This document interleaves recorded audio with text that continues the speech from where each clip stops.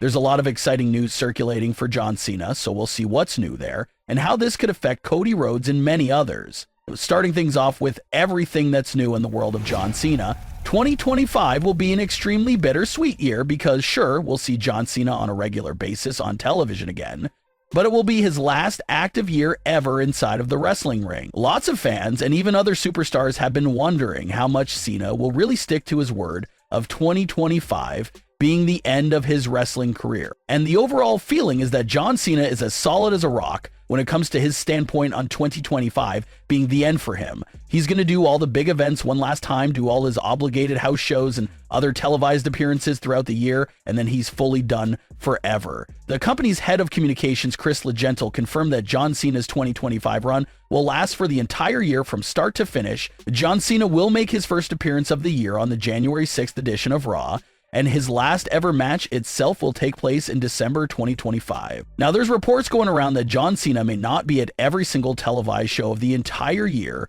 but word on the street is that this run is still being described and labeled as a full-time return. Cena won't be popping up every few months throughout the year. His appearances are set to be way more consistent than that for the entirety of 2025. So now let's get into storylines, matches, and other potential programs for John Cena that could happen in 2025. What's locked in and confirmed is John Cena's appearance on the Raw Netflix premiere episode. Cena will appear in the flesh on January 6th, so it's possible that this appearance will be a very big deal and could include John Cena laying out the foundation for what he plans to do and achieve in 2025. Could there be an interruption there that leads John Cena into his first program of the year? It definitely seems very likely. If January 6th is going to be Cena's return as a regularly appearing superstar, someone will have to pop up there in that spot and start something with him.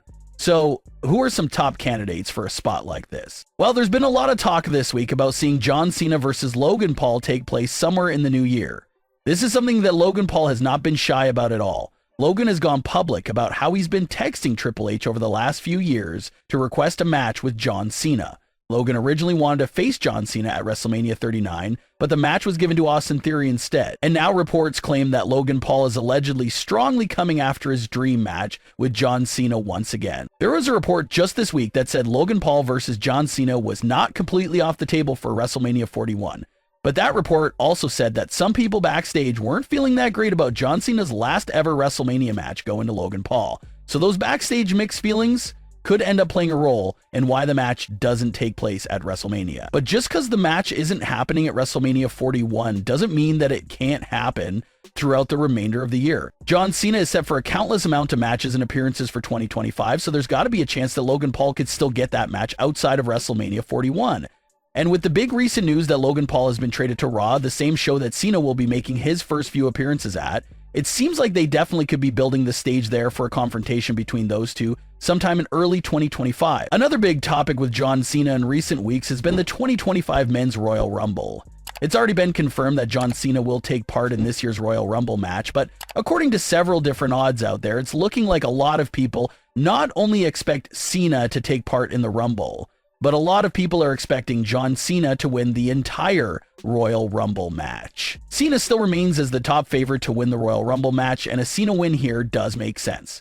You gotta assume that John Cena's chase for his 17th world title will be a big driving narrative throughout the farewell tour. So if John Cena wins the Royal Rumble, that perfectly sets him up to make some big advancements for his chase to number 17. Winning the Rumble means that John Cena now has the right to take a few weeks and carefully select whichever world champion he wants to face. Cena could pick either of the two champions because winning either title would count for breaking the world title tie with Ric Flair.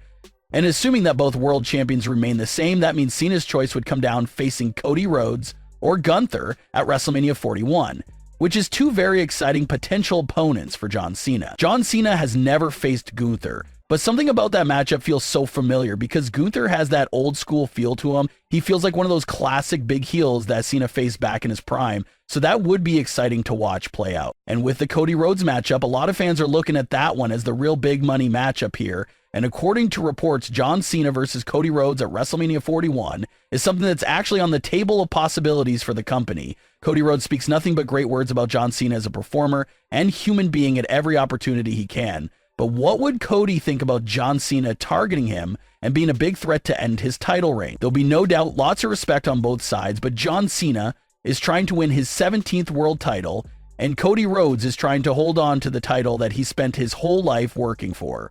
Both men would have a lot to win and a lot to lose with this matchup.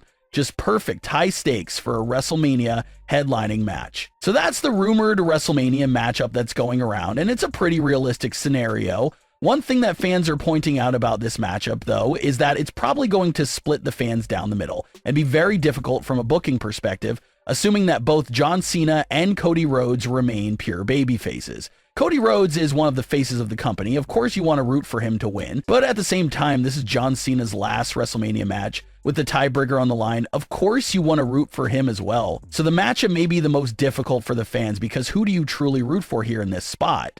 Of course, it's unlikely that John Cena would ever turn heel, especially during his farewell tour, but maybe Cena can show a little bit more of an edge to himself during this feud with Cody Rhodes. Maybe Cody Rhodes is being himself, approaching this feud by being strictly by the book and obeying all the rules. But maybe it's John Cena who's bending the rules a bit and showing Cody that he won't hesitate to get a little bit dirty, since so much is at stake and since the clock is in fact ticking fast for him. And if that's the case and things turn out in that fashion, that'll clear things up a bit and establish Cody Rhodes as the clear babyface, while John Cena would suddenly find himself as the anti-hero, gritty veteran that's trying to do anything to win right now. If this story looks anything similar to that, then it'll absolutely work, no doubt about it.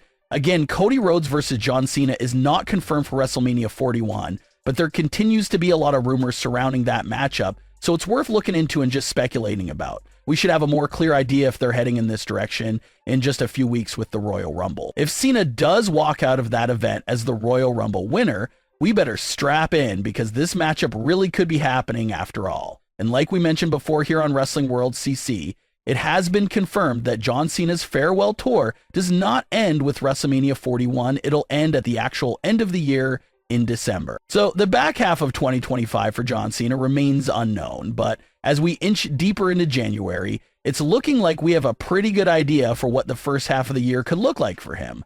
You got the January return, he'll build up momentum, end his singles losing streak, and then go on that chase for the 17th title, building up to WrestleMania 41. So that could be what Cena's first half of the year looks like, and we'll thankfully still see him for the back half of the year as well.